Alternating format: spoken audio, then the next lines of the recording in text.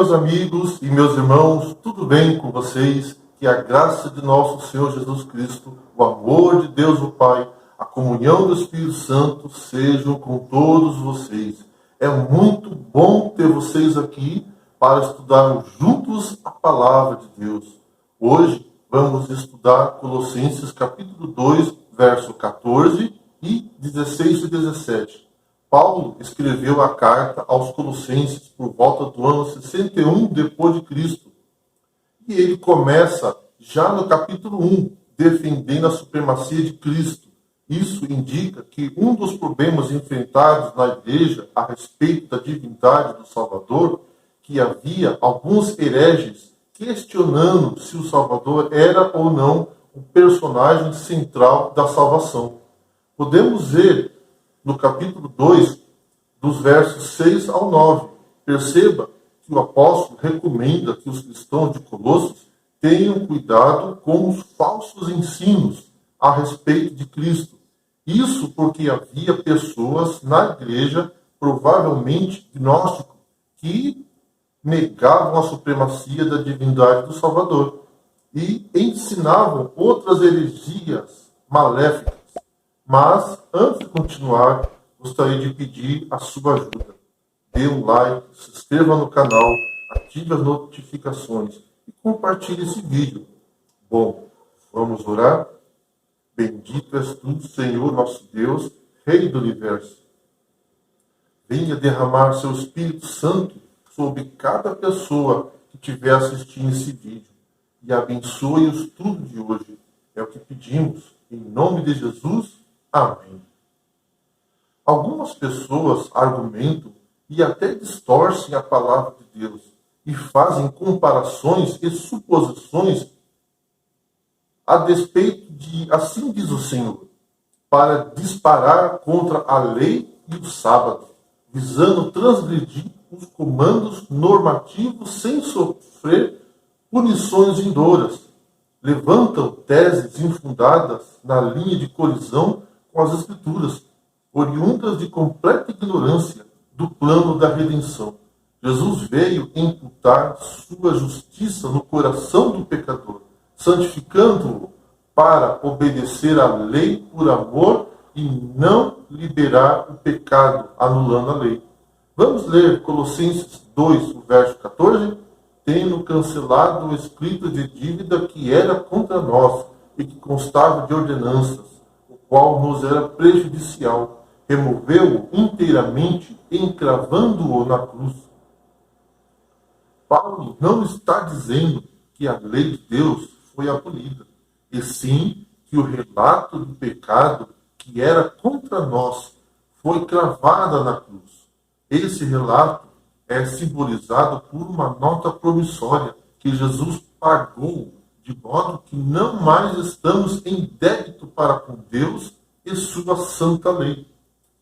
E, assim, não estamos mais destinados à morte eterna.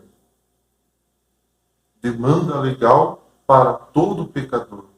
As Escrituras usam em referência a limpar o pecado e não a lei. Em Atos 3,19, Pedro usa essas palavras quando exorta seus ouvintes: arrependam-se, pois, e voltem-se para Deus, para que os seus pecados sejam cancelados. Vamos ler Romanos 6, 23? Porque o salário do pecado é a morte, mas o dom gratuito de Deus é a vida eterna em Cristo Jesus, nosso Senhor. Corretamente, ao observarmos que Deus nos tornou vivos, juntamente com Ele, tendo nos perdoado todas as nossas ofensas, ao cancelar o relato de débito que se colocava contra nós com suas demandas legais. Usar esse texto para dizer que a lei moral foi abolida é desconsiderar o significado do termo e o propósito da carta aos Colossenses. Vamos observar que a lei de Deus não é algo que seja contra nós. Pelo contrário, o mandamento é santo, justo e bom. Romanos 7, versículo 12. A Escritura sempre se refere ao fato de ela ser uma bênção para a humanidade.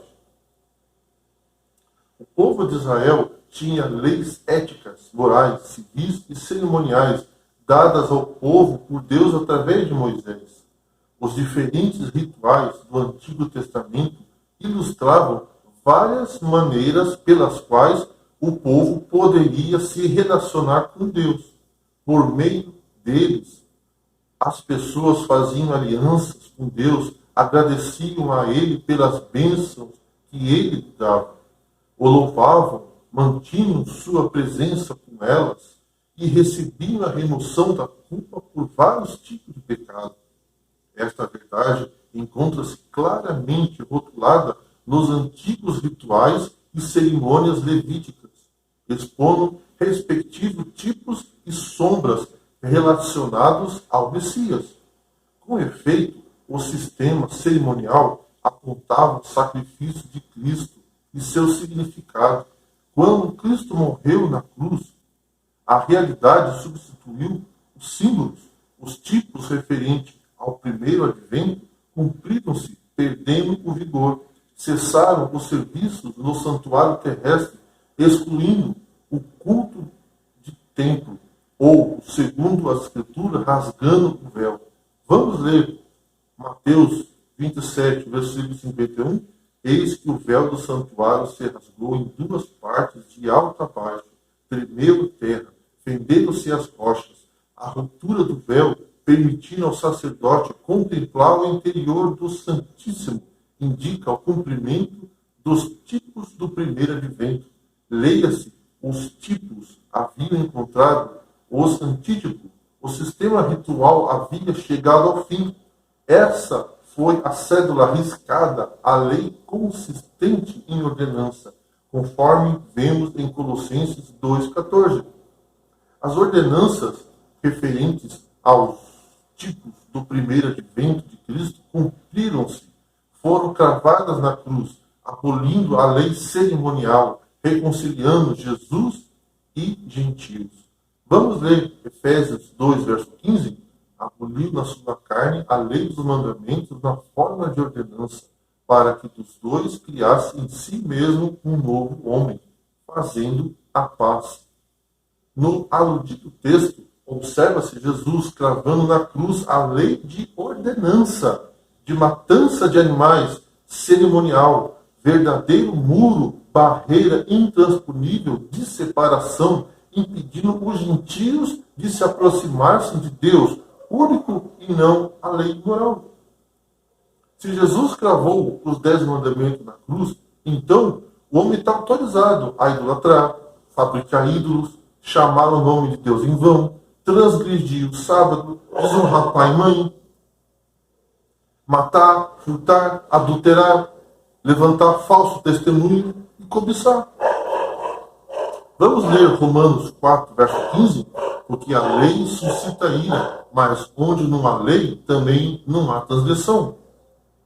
Se não houvesse proibição da lei, as práticas elencadas não seriam imputadas pecado, porque só há pecado se a lei proibir a conduta. Assim sendo, não havendo lei, o certo, não haverá transgressão.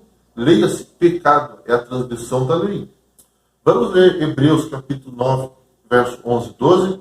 Quando, porém, veio Cristo como sumo sacerdote dos bens já realizados, mediante o maior e mais perfeito tabernáculo, não feito por mãos, quer dizer, não dessa criação, não por meio de sangue de bodes e de bezerro, mas pelo próprio sangue, entrou no Santo dos Santos, uma vez por todas, tendo obtido eterna redenção. O sacrifício de Cristo é perfeito. Não necessita de sangue de animais. Ele intercede pelo pecador, oferecendo o seu próprio sangue uma vez por todas. Não tem necessidade, como os sumos sacerdotes, de oferecer todos os dias sacrifício, primeiro por seus pecados e depois pelos pecados do povo, porque fez isto uma vez por todas, quando a si mesmo se ofereceu. Hebreus 7, versículo 27. Assim sendo, o mediador ofereceu o seu precioso sangue imaculado, substituindo o sangue dos animais. Daniel profetizou a morte do Messias e o fim dos sacrifícios de animais, ofertas e manjares, sem apontar o fim da lei dos 10 mandamentos, com a supremacia ação. Vamos ler Daniel, capítulo 9, o verso 17. Ele fará firme aliança com muitos por uma semana. Na metade da semana, para cessar o sacrifício e a oferta de manjares. Sob a asa das abominações virá o assolador, até que a destruição que seja determinada se derrame sobre ele. A profecia se coaduna com as assertivas de Paulo, quando o renomado discípulo descreve o sistema ritual, lei cerimonial ou cédula como meras sombras do bem vindouro. Hebreus 10, versículo 1 e 4. No presente caso, vê-se teses carentes de fundamento, empenhadas em anular estatutos, preceitos e leis fincadas nos sacrifícios expiatórios de Cristo, entremeantes de todas as interpretações teológicas torcidas ou deslocadas dos legítimos contextos, defendidas por pastores e teólogos evangélicos. Vamos ler Colossenses capítulo 2, versos 16 e 17. Ninguém, pois, vos julgue por causa da comida e bebida, ou dia de festa, ou lua nova, ou sábados, porque tudo isso tem sido sombra das coisas que haviam de vir, porém o corpo é de Cristo. Na verdade, não se trata de comida e bebidas cerimoniais. A única comida sagrada permitida ao povo comum eram os sacrifícios de oferta pacífica e do Cordeiro da Páscoa. Leia-se, salvo os 2 sacrifícios apontados. O povo comum não degustava alimento sagrado. Quando Paulo diz em Colossenses sobre sábado, refere-se aos sábados cerimoniais. Quando Paulo abordou as festas, com certeza os sábados cerimoniais estão inclusos, são parte inerente das festas. Vamos ler Ezequiel 20, verso 12. Também lhe deis os meus sábados para servirem de sinal entre mim e eles, para que soubessem que eu sou o Senhor que os santifica. Em verdade, o texto de Colossenses diz, são sombra do que virá. Logo, está no futuro. Cristo já havia morrido quando Paulo escreveu o aludido texto. Portanto, é extremamente temerário interpretar Cristo cravando a festa da lua nova e sábado na cruz. Paulo apontou o futuro, tipos do segundo advento, para consolidar definitivamente o alegado. Se fez necessário estudar de forma sucinta o cumprimento dos tipos do primeiro e segundo advento, visando esclarecer definitivamente o texto de Colossenses 2, versículos 16 e 17. Na verdade, contexto, as festas fazem parte do plano da redenção. Por essa razão, Paulo se enfatizou no texto de Colossenses. Cabe estudar quais das 3 festas permanece sombra.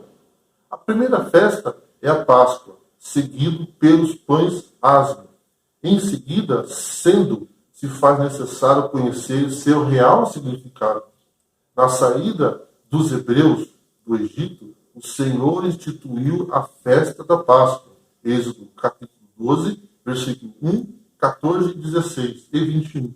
E os pães asmos, Levíticos 23, 10 a 14, eram símbolos da obra de Cristo, tipos do primeiro advento, da festa dos pães asmos, se cumpriram quando o Messias rendeu o Espírito na cruz do Calvário. Esta festa atingiu seu objetivo. O tipo encontrou o antítipo. Nos símbolos, qual seja o cordeiro, o pão asmo e os molhos movidos. Cumprindo-se a festa da Páscoa, o Senhor instituiu a Santa Ceia, Lucas 22, 17 a 20, em seu lugar, obrigando sua igreja a celebrar até a sua segunda vinda. A festa dos pães asmos, por sua vez, era símbolo da ressurreição de Cristo. O molho movido pelo sacerdote representava os primeiros salvos, as primícias dos que dormem, os primeiros ressuscitados com Cristo. A Páscoa foi instituída na saída de Israel do Egito, quando Jesus morreu e ressuscitou no dia seguinte ao sábado cerimonial. Páscoa e Asmo cumpriram-se efetivamente. Vamos ler Mateus 27, 52. Abriram-se os sepulcros e muitos corpos de santos que dormiram ressuscitaram. Os fiéis a Cristo ressuscitaram neste memorável dia, cumprindo-se parcialmente o plano da redenção. No aludido evento, cessou todas as ofertas sacrificais, a festa do Pentecoste, Levíticos 23, 15 a 22. É o terceiro sábado cerimonial, tipo da primeira grande colheita de almas. O Pentecoste cumpriu-se após a ressurreição de Jesus. Não foi cravado na cruz, foi consumado no derramamento do Espírito Santo, conforme designado no plano da redenção. A supracidade, fase do plano da redenção, celebrava-se a festa do Pentecoste, 50 dias após a Páscoa, em dia único, um sábado cerimonial. Apresentava-se pão levedado, simbolizada a primeira grande colheita de almas difundida no derramamento do Espírito Santo na chuva temporã, nos dias dos apóstolos. Vamos ver Atos dos Apóstolos, capítulo 2, versos de 1 a 4? Ao cumprir-se o dia de Pentecostes, estavam todos reunidos no mesmo lugar. De repente, veio do céu um som, como de um vento impetuoso, e encheu toda a casa onde estavam assentados. E apareceram distribuídas entre eles línguas como de fogo, e pousou uma sobre cada um deles. Todos ficaram cheios do Espírito Santo e passavam a falar em outras línguas, segundo o Espírito lhe concedia que falasse. Por certo, o derramamento do Espírito Santo era parte integrante da nova aliança, figurando Jesus como mediador. Neste evento, como já exposto, cumpriu-se a primeira grande colheita de almas, semeada por Jesus na chuva temporã, tipificada no Pentecoste. Diante do exposto, conclui-se o terceiro sábado cerimonial. Também encontrou seu antítipo na grande colheita de almas, representada pela festa do Pentecoste. Como se disso, existem 7 sábados cerimoniais, 3 cravados na cruz, como tipo do primeiro advento, restando 4 sábados cerimoniais. Estes eram futuro para Paulo. Fazem parte dos tipos do segundo advento de Cristo e devem cumprir-se o seu tempo, segundo o culto simbólico. Paulo era profundo conhecedor do plano da redenção, cônscio da existência dos 4 sábados restantes, tipos do segundo advento. Escreveu: são sombras do que virá, ou seja, o 4º sábado anuncia a trombeta da festa dos tabernáculos, símbolo da trombeta de prata, anunciando a mensagem do primeiro anjo, Apocalipse 14, 6 e 7. O 5º sábado refere-se à expiação, símbolo do juízo de investigação, em andamento no santuário celestial. O 6º e o 7º sábado cerimonial reportam-se às festas do tabernáculo, simbolizam a segunda e última grande festa de almas. Por fim, foi definitivamente detalhada os tipos do primeiro advento, cravado na cruz. Quando aos tipos referentes ao segundo advento, aguardam consumação, quando Cristo efetivamente concluir a obra no santuário celestial, modelado no memorável plano da redenção. No texto, em comento de Colossenses 2, 16 a 17. Tudo está se cumprindo conforme está escrito na Bíblia. Assim como Jesus veio na primeira vez, ele virá pela segunda vez. Os sinais de sua vinda estão cumprindo. Logo, muito breve, Jesus voltará para nos buscar. E aí não haverá mais dor, tristeza, nem sofrimento. Não quer você hoje aceitar a Jesus como seu Salvador e se preparar para se encontrar com Ele? Vamos orar. Bendito és tu, Senhor, nosso Deus, Rei do Universo. Estamos todos aqui com o coração aberto, prontos para aceitar a Jesus como nosso Salvador. Cuide de nosso coração, perdoe nossos pecados e derrame o seu Espírito Santo. É o que pedimos, em nome de Jesus. Amém. Deus abençoe a cada um de nós.